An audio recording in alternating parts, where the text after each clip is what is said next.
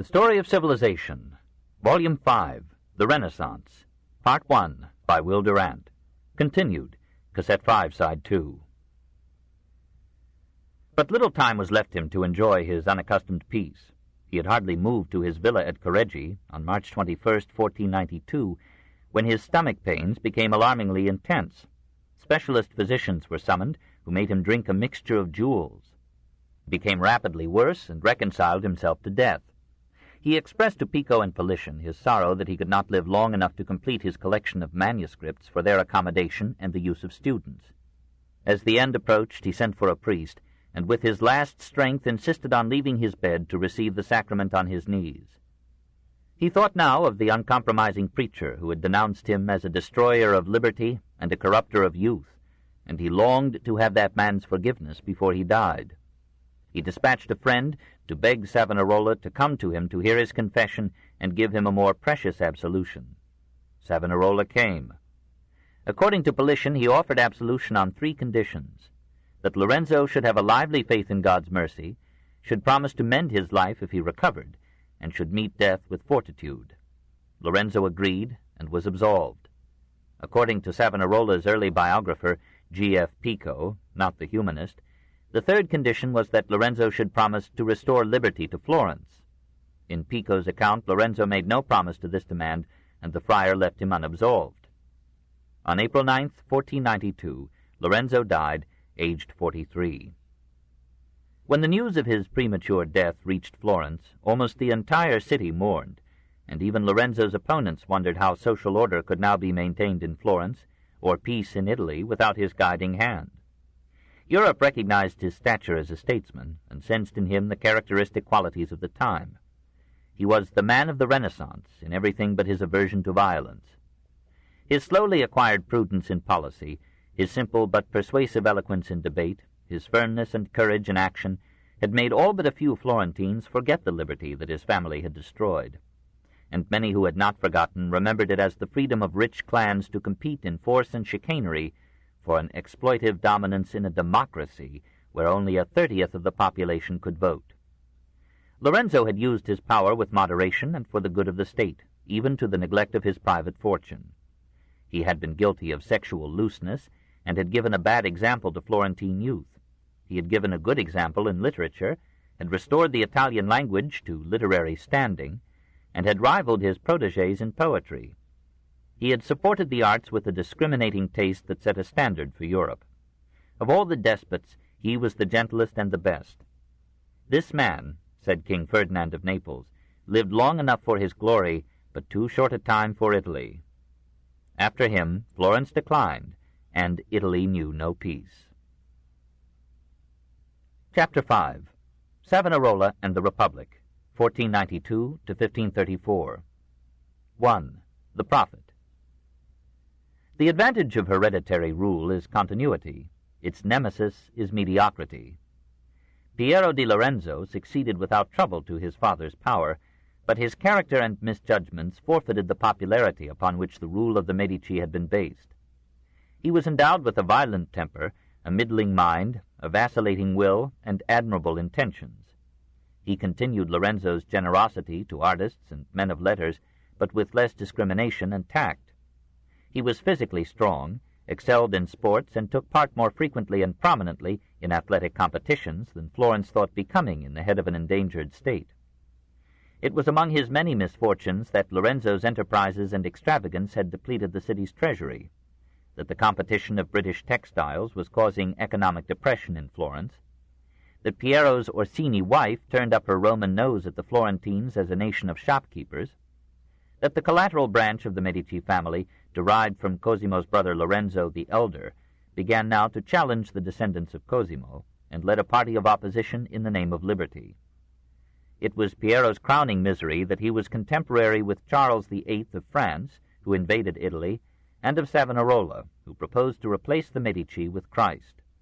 Piero had not been built to withstand such strains. The Savonarola family came from Padua to Ferrara about 1440, when Michele Savonarola was invited by Niccolo III d'Este to be his court physician. Michael was a man of piety rare in medicos. He was wont to rebuke the Ferrarese, for preferring romances to religion. His son Niccolo was a mediocre physician, but Niccolo's wife, Elena Bonacorsi, was a woman of strong character and high ideals. Girolamo was the third of their 7 children. They set him in his turn to study medicine, but he thought Thomas Aquinas more absorbing than anatomy, and solitude with his books more pleasant than the sports of youth. At the University of Bologna he was horrified to find no student so poor as to do virtue reverence. "To be considered a man here," he wrote, "you must defile your mouth with the most filthy, brutal, and tremendous blasphemies. If you study philosophy and the good arts, you are considered a dreamer. If you live chastely and modestly, a fool. If you are pious, a hypocrite. If you believe in God, an imbecile." He left the university and returned to his mother in solitude. He became self-conscious, fretted over the thought of hell and the sinfulness of men. His earliest known composition was a poem denouncing the vices of Italy, including the popes, and pledging himself to reform his country and his church. He passed long hours in prayer, and fasted so earnestly that his parents mourned his emaciation. In 1474 he was stirred to even severer piety by the Lenten sermons of Fra Michele, and he rejoiced to see many Ferrarese bringing masks, false hair, playing cards, unseemly pictures, and other worldly apparatus, to fling them upon a burning pyre in the marketplace. A year later, aged 23, he fled secretly from home and entered a Dominican monastery in Bologna. He wrote a tender letter to his parents, begging their forgiveness for disappointing the expectations they had had of his advancement in the world. When they importuned him to return, he answered angrily, "Ye blind, why do you still weep and lament? You hamper me, though you should rejoice. What can I say if you grieve yet, save that you are my sworn enemies and foes to virtue? If so, then I say to you, get ye behind me, all ye who work evil." 6 years he stayed in the Bologna convent. He proudly asked that the most humble tasks should be given him, but his talent as an orator was discovered, and he was set to preaching.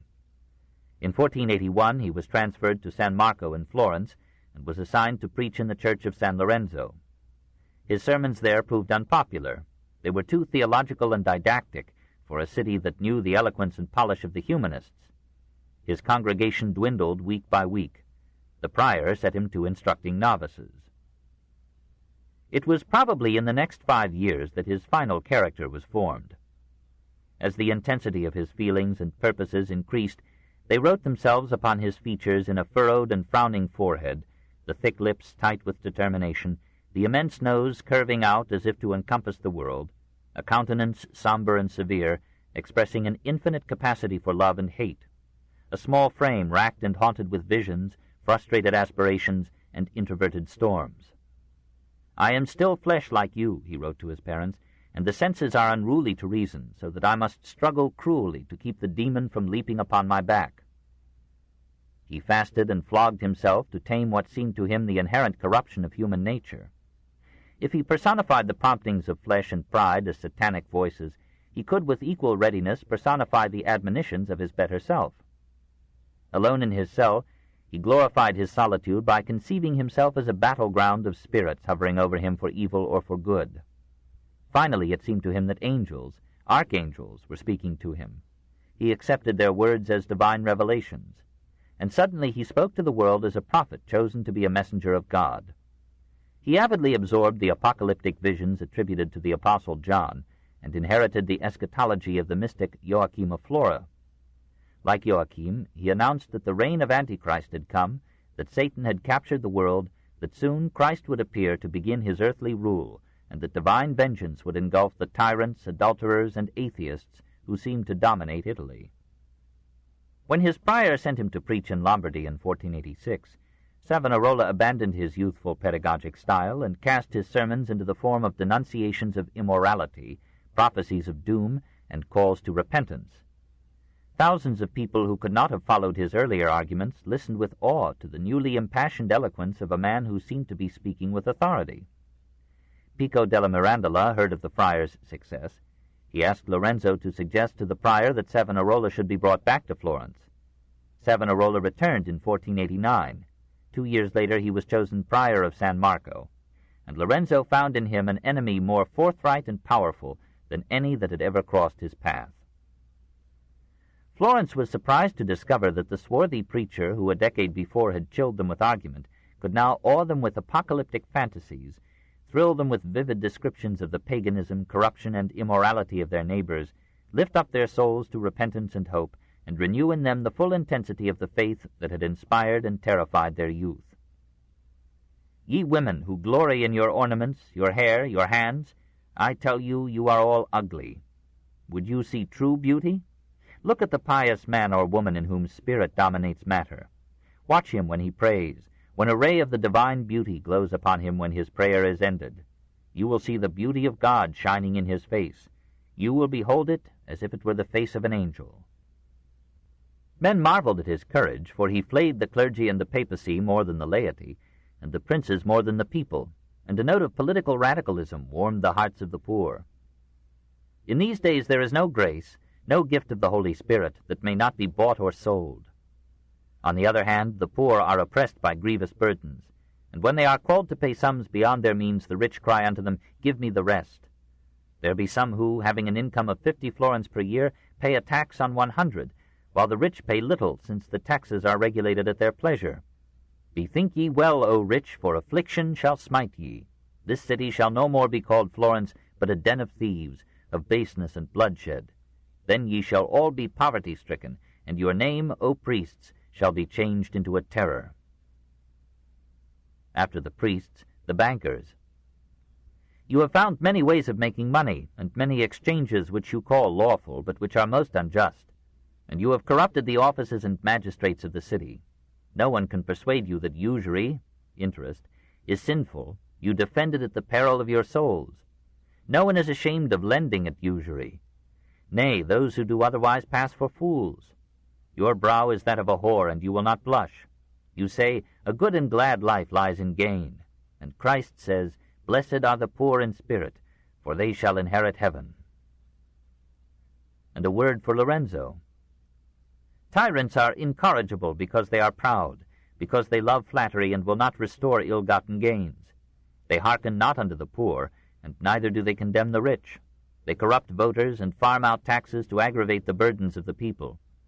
The tyrant is wont to occupy the people with shows and festivals, in order that they may think of their own pastimes and not of his designs, and, growing unused to the conduct of the commonwealth, may leave the reins of government in his hands. Nor shall that dictatorship be excused on the ground that it finances literature and art. The literature and art, said Savonarola, are pagan.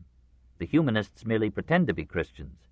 Those ancient authors whom they so sedulously exhume and edit and praise are strangers to Christ and the Christian virtues, and their art is an idolatry of heathen gods or a shameless display of naked women and men.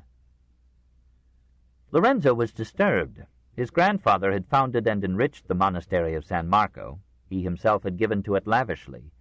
It seemed to him unreasonable that a friar who could know little of the difficulties of government, and who idealized a liberty that had been merely the right of the strong to use the weak without hindrance by law, should now undermine from a Medici shrine that public support upon which the political power of his family had been built. He tried to appease the friar. He went to Mass in San Marcos and sent the convent rich gifts.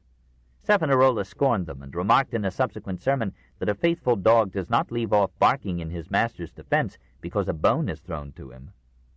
When he found an unusually large sum in gold in the alms box, he suspected that it came from Lorenzo and gave it to another monastery, saying that silver sufficed the needs of his brethren.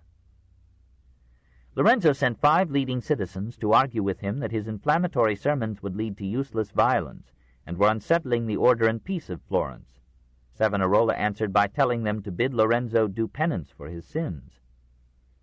A Franciscan friar famous for eloquence was encouraged to preach popular sermons with a view to drawing the Dominican's audience away. The Franciscan failed. Greater throngs than ever before came to San Marco until its church could no longer hold them. For his Lenten sermons of 1491, Savonarola moved his pulpit into the cathedral, and though that edifice had been designed to contain a city, it was crowded whenever the friar was scheduled to speak.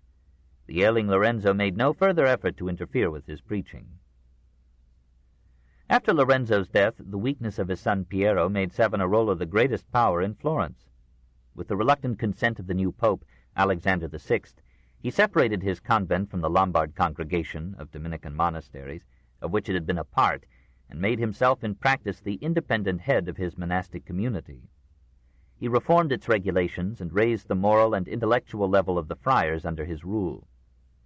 New recruits joined his flock, and most of its 250 members developed for him a love and fidelity that upheld him in all but his final ordeal. He became bolder in his criticism of the laic and clerical immorality of the time. Inheriting, however unwittingly, the anti-clerical views of the Waldensian and Paterine heretics who still lurked here and there in northern Italy and Central Europe, he condemned the worldly wealth of the clergy, the pomp of ecclesiastical ceremony, the great prelates with splendid mitres of gold and precious stones on their heads, with fine copes and stoles of brocade. He contrasted this affluence with the simplicity of the priests in the early church. These had fewer gold mitres and fewer chalices, for what few they possessed were broken up to relieve the needs of the poor, whereas our prelates, for the sake of obtaining chalices, will rob the poor of their sole means of support. To these denunciations he added prophecies of doom. He had predicted that Lorenzo and Innocent VIII would die in 1492. They did. Now he predicted that presently the sins of Italy, of her despots and her clergy, would be avenged by a dire disaster, that thereafter Christ would lead the nation in a glorious reform, and that he himself, Savonarola, would die a violent death. Early in 1494 he foretold that Charles VIII would invade Italy, and he welcomed the invasion as the chastening hand of God. His sermons at this time, says a contemporary, were so full of terrors and alarms, cries and lamentations, that everyone went about the city bewildered, speechless, and, as it were, half dead. In September 1494, Charles VIII crossed the Apennines into Italy, resolved to add the kingdom of Naples to the French crown. In October he entered Florentine territory and besieged the fortress of Sarzana. Piero thought he could save Florence from France, as his father had saved it from Naples, by going in person to the enemy. He met Charles at Sarzana and yielded to all demands. Pisa, Leghorn, and every bastion of Florence in the west were surrendered to the French for the duration of the war, and Florence was to advance 200,000 florins, or $5 million, to help finance Charles's campaign. When the news of these concessions reached Florence, the Signory and the council were shocked. Contrary to Lorenzo's precedents, they had not been consulted in these negotiations. Led by the Medici opponents of Piero, the Signory decided to depose him and restore the old republic. When Piero returned from Sarzana, he found the gates of the Palazzo Vecchio closed in his face. As he rode to his home, the people jeered him, and urchins pelted him with stones. Fearing for his life, he fled from the city with his family and brothers. The populace sacked the Medici palace and gardens, and the homes of Piero's financial agents. The art collection gathered by 4 generations of Medici was plundered and scattered, and its remains were sold at auction by the government. The Signory offered a reward of 5,000 florins for the delivery of Piero and Cardinal Giovanni de' Medici alive, 2,000 for their delivery dead. It sent 5 men, including Savonarola, to Charles at Pisa to ask for better terms. Charles met them with noncommittal courtesy. When the delegation had left, the Pisans tore the lion and lilies of Florence from their buildings and declared their independence. Charles entered Florence, consented to some slight modification of his demands, and, eager to get to Naples, led his army to the south. Florence addressed itself now to one of history's most spectacular experiments in democracy. 2. The Statesman. On December 2nd, 1494, the citizens were summoned to a Parlamento by the great bell in the Palazzo Vecchio tower. The Signory asked and received the power to name 20 men, who would appoint a new Signory and new magistrates for a year, after which all offices were to be filled by lot from a register of the approximately 3,000 enfranchised males. The 20 dismissed the councils and agencies which, under the Medici, had considered and administered public affairs, and divided the divers functions among themselves. They were inadequately experienced for these tasks, and were torn by family factions. The new governmental machinery broke down, and chaos was imminent. Commerce and industry hesitated, men were thrown out of work, and angry crowds gathered in the streets. Piero Capponi persuaded the 20 that order could be saved only by inviting Savonarola into their councils. The friar summoned them to his monastery and expounded to them an ambitious program of political, economic, and moral legislation. Under his leadership and that of Pietro Soderini, the 20 devised a new constitution, partly modeled on that which was so successfully maintaining stability in Venice. A Maggior Concilio, or Great Council, was to be formed of men who, or their ancestors in the preceding 3 generations, had held a major office in the state. And these initial members were to choose 28 additional councillors in each year. The executive organs of the government were to remain essentially as under the Medici, a signory of 8 friars and a gonfalonier, chosen by the council for a term of 2 months, and various committees, the 12, the 16, the 10, the 8, to carry on administration, taxation, and war. Complete democracy was postponed as impractical in a society still largely illiterate and subject to waves of passion. But the Great Council, numbering almost 3,000 members, was considered to be a representative body. Since no room in the Palazzo Vecchio could house so large an assemblage, Simone Palaiuolo, Il Cronaca, was engaged to redesign part of the interior into a Sala dei Cinquecento, or Hall of the 500, where the council could meet in sections. Here, 8 years later, Leonardo da Vinci and Michelangelo would be commissioned to paint opposed walls in a famous rivalry. Through Savonarola's influence and eloquence, the proposed constitution received public acclaim, and the new republic came into operation on June 10, 1495. It began amiably by issuing amnesty to all supporters of the deposed Medici regime. With self-respecting generosity, it abolished all taxes except a 10% levy on income from real property. The merchants who dominated the council thus exempted commerce from taxation and laid the whole burden on the landowning aristocracy and the land-using poor. At Savonarola's urging, the government established a Monte di Pietà, or state loan office, which lent money at 5 to 7% and freed the poor from dependence on private money lenders, who had charged up to 30%. Again, at the friars' prompting, the council attempted to reform morals with laws. It forbade horse races, gross carnival songs, profanity, and gambling. Servants were encouraged to inform against masters who gambled, and convicted offenders were punished with torture. Blasphemers had their tongues pierced, and homosexuals were degraded with merciless penalties. To aid in the enforcement of these reforms, Savonarola organized the boys of his congregation into a moral police. They pledged themselves to attend church regularly, to avoid races, pageants, acrobatic displays, loose company, obscene literature, dancing and music schools, and to wear their hair short. These bands of hope roamed the streets soliciting alms for the church. They dispersed groups that had gathered to gamble, and tore from the bodies of women what they judged to be indecent dress. For a time the city accepted these reforms. Many women gave them enthusiastic support, behaved modestly, dressed plainly, and put aside their jewelry. A moral revolution transformed what had been the gay Florence of the Medici. People sang hymns, not Bacchic lyrics, in the streets. Churches were filled, and alms were given in unprecedented quantity. Some bankers and merchants restored illegal gains. Savonarola called upon all the population, rich and poor, to shun idleness and luxury, to work assiduously, and to give a good example with their lives. Your reform, he said, must begin with the things of the spirit. Your temporal good must serve your moral and religious welfare, on which it depends. And if you have heard it said that states are not ruled by paternosters, remember that this is the rule of tyrants, a rule for oppressing, not for liberating a city. If you desire a good government, you must restore it to God.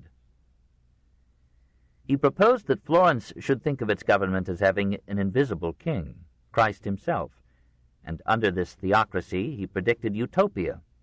O Florence, then wilt thou be rich with spiritual and temporal wealth. Thou wilt achieve the reformation of Rome, of Italy, of all countries. The wings of thy greatness shall spread over the world. And in truth, Florence had seldom been so happy before. It was a bright moment in the hectic history of virtue. But human nature remained. Men are not naturally virtuous, and social order maintains itself precariously amid the open or secret conflict of egos, families, classes, races, and creeds. A powerful element in the Florentine community itched for taverns, brothels, and gambling halls as outlets for instincts or as sources of gain. The Pazzi, the Nerli, the Caponi, the younger branch of the Medici, and other aristocrats who had effected the expulsion of Piero, were furious at seeing the government fall into the hands of a friar. Remnants of Piero's party survived and watched for a chance to restore him and their fortunes. The Franciscan friars worked with religious zeal against the Dominican Savonarola, and a small group of skeptics called for a plague on both their houses. These diverse enemies of the new order agreed in satirizing its supporters as piagnoni, or weepers, for many wept at Savonarola's sermons, colitorti, or wry-necks, stropiccioni, or hypocrites, mastica paternostri, or prayer-munchers, and the recipients of these titles denominated their opponents, from the virulence of their hostility, arrabbiati, mad dogs. Early in 1496, the arrabbiati succeeded in electing their candidate for Gonfalonier, Filippo Corbizzi. Having assembled in the Palazzo Vecchio a council of ecclesiastics, he summoned Savonarola before it and accused him of political activities improper in a friar. And several churchmen, including one of his own Dominican order, joined in the charge. He replied, "Now the words of the Lord are fulfilled. The sons of my mother have fought against me. To be concerned with the affairs of this world is no crime in a monk unless he should mix in them without any higher aim, and without seeking to promote the cause of religion." They challenged him to say whether his sermons were inspired by God, but he refused to answer. He returned to his cell a sadder man. He might have overcome his enemies had foreign affairs favored him. The Florentines, who praised liberty, were furious at Pisa for demanding and securing it. Even Savonarola dared not defend the rebellious city, and the cathedral canon who remarked that the Pisans too had a right to be free was severely punished by a piagnone signory. Savonarola promised to restore Pisa to Florence, and rashly claimed that he held Pisa in the hollow of his hands. But he was, as Machiavelli scornfully said, a prophet without arms. When Charles VIII was chased from Italy, Pisa consolidated its independence by an alliance with Milan and Venice, and the Florentines mourned that Savonarola had tied them to Charles's falling star, and that they alone had not shared in the glorious expulsion of the French from Italy. Before abandoning the lately Florentine fortresses of Sarzana and Pietrasanta, their French commandants had sold one to Genoa and the other to Lucca. Montepulciano, Arezzo, Volterra, and other Florentine dependencies were agitated by movements for liberation. The once proud and powerful city seemed on the verge of losing nearly all its outlying possessions, and all its trade outlets by the Arno, the Adriatic, and the roads to Milan and Rome. Trade suffered, tax revenues fell. The council tried to finance the war against Pisa by forced loans from rich citizens, offering them government bonds in return. But as bankruptcy neared, these bonds declined to 80, to 50, to 10% of their face value. In 1496, the treasury was exhausted, and the government imitated Lorenzo by borrowing money from a fund confided to the state to provide dowries for poor brides. In the administration of government funds, whether by arrabbiati or piagnoni, corruption and incompetence rose and spread. Francesco Valori, made Gonfalonier in January 1497 by a piagnone majority in the council, maddened the mad dogs by excluding them from all magistracies, denying them membership in the council if they were delinquent in taxes, allowing none but piagnoni to address the council, and expelling from Florence any Franciscan friar who preached against Savonarola. For 11 months in 1496, rain fell almost daily, ruining the crops of the narrowed hinterland. In 1497, people dropped dead of hunger in the streets. The government opened relief stations to provide grain for the poor. Women were crushed to death in the multitudes that applied. The Medician party plotted to restore Piero. 5 leaders were detected and were condemned to death in 1497. Appeal to the council, guaranteed by the Constitution, was refused them. They were executed within a few hours of their condemnation, and many Florentines contrasted the faction violence and severity of the Republic with the order and peace of Lorenzo's time. Hostile crowds repeatedly demonstrated before Savonarola's monastery. Piagnoni and arrabbiati stoned each other in the streets. When the friar preached on Ascension Day of 1497, his sermon was interrupted by a riot in which his enemies tried to seize him and were repulsed by his friends. A Gonfalonier proposed to the signory that he should be banished as a means of quieting the city, and the proposal was lost by a single vote. Amid this bitter collapse of his dream, Savonarola faced and defied the strongest power in Italy. 3. The Martyr. Pope Alexander VI was not deeply disturbed by Savonarola's criticism of the clergy or of the morals of Rome. He had heard the like before. Hundreds of ecclesiastics, for centuries past, had complained that many priests lived immoral lives and that the popes loved wealth and power more than became the vicars of Christ. Alexander was of a genial temperament. He did not mind a little criticism so long as he felt secure in the apostolic chair. What disturbed him in Savonarola was the friars' politics, not the semi-democratic nature of the new constitution. Alexander had no special interest in the Medici, and perhaps preferred in Florence a weak republic to a strong dictatorship. Alexander feared another French invasion. He had joined in forming a League of Italian states to expel Charles VIII and to discourage a second French attack.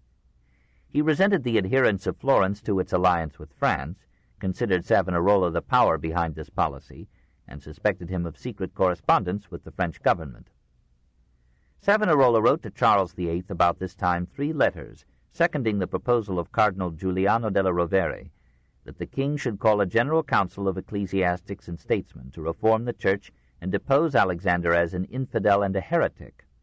Cardinal Ascanio Sforza, representing Milan at the papal court, urged the pope to end the friars' preaching and influence. On July 21, 1495, Alexander wrote a brief note to Savonarola. To our well-beloved son, greeting and the apostolic benediction. We have heard that of all the workers in the Lord's vineyard thou art the most zealous, at which we deeply rejoice, and give thanks to Almighty God.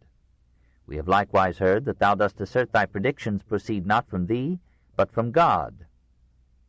The Church, to check false prophets, had pronounced such claims to be heretical. Therefore we desire, as behooves our pastoral office, to have speech with thee, considering these things, so that, being by these means better informed of God's will, we may be better able to fulfill it. Wheretofore, by thy vow of holy obedience, we enjoin thee to wait on us without delay, and shall welcome thee with loving kindness. This letter was a triumph for Savonarola's enemies, for it placed him in a situation where he must either end his career as a reformer or flagrantly disobey the Pope. He feared that once in the papal power he would never be allowed to return to Florence. He might end his days in a Sant'Angelo dungeon, and if he did not come back, his supporters would be ruined. On their advice, he replied to Alexander that he was too ill to travel to Rome. That the Pope's motives were political appeared when he wrote to the Signory on September 8th, protesting against the continued alliance of Florence with France, and exhorting the Florentines not to endure the reproach of being the only Italians allied with the enemies of Italy. At the same time, he ordered Savonarola to desist from preaching, to submit to the authority of the Dominican Vicar General in Lombardy, and to go wherever the Vicar General should bid him. Savonarola replied on September 29th that his congregation was unwilling to subordinate itself to the Vicar General, but that meanwhile he would refrain from preaching.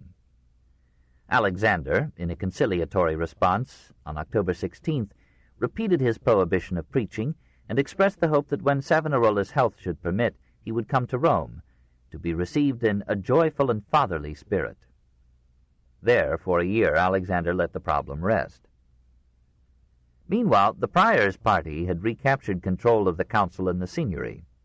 The emissaries of the Florentine government in Rome besought the Pope to withdraw his interdict on the friars' preaching, urging that Florence needed his moral stimulus in Lent.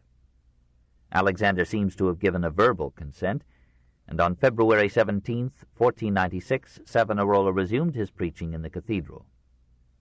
About this time, Alexander commissioned a learned Dominican bishop to examine Savonarola's published sermons for heresy.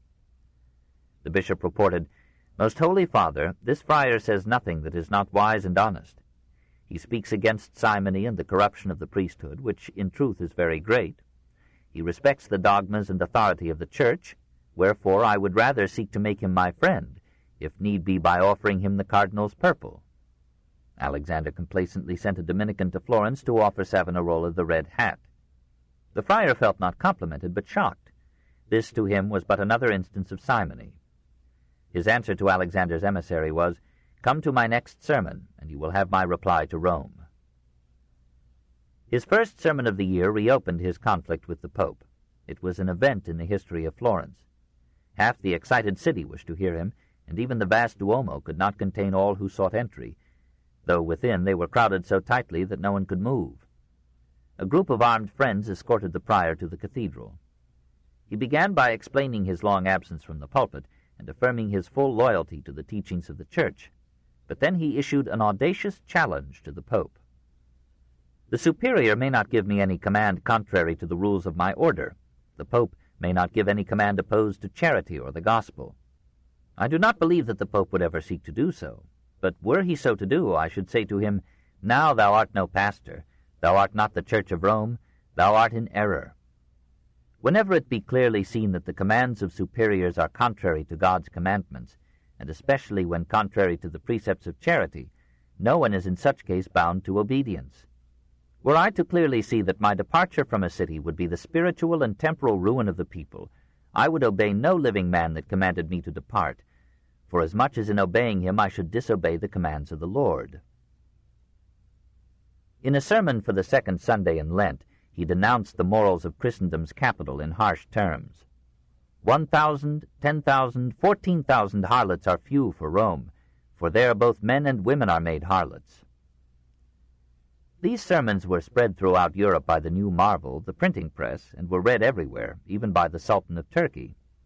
They aroused a war of pamphlets in and out of Florence, some of them accusing the friar of heresy and indiscipline, others defending him as a prophet and a saint.